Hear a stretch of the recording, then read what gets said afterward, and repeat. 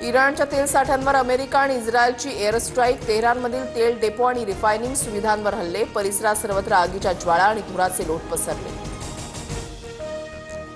America इस्रायलच्या हल्ल्यानंतर इराणच्या तेहरानमध्ये अग्नितांडव, रस्त्यांपासून ते गटारापर्यंत तेल शिरल्यानं अनेक भागात आग भडकली.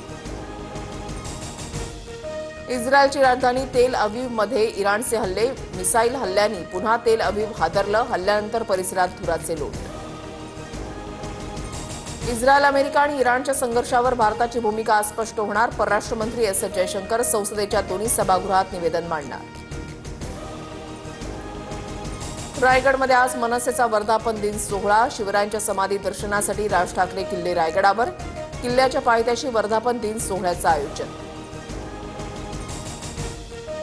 लोकसभा अध्यक्षांविरोधातील अविश्वास ठरावावर आज चर्चा होणार, लोकसभा अध्यक्ष ओम बिर्लांकडून पक्षपाती भूमिका, विरोधकांचा आरोप. न्यूझीलंडला 96 धावांनी 90, भारतानं सलग दुसऱ्यांदा T20 वर्ल्ड कप जिंकला. 3 वेळा T20 वर्ल्ड कप जिंकणारा भारत पहिलाच संघ. 2007 आणि 2024 नंतर भारत पुन्हा एकदा विश्वविजेता.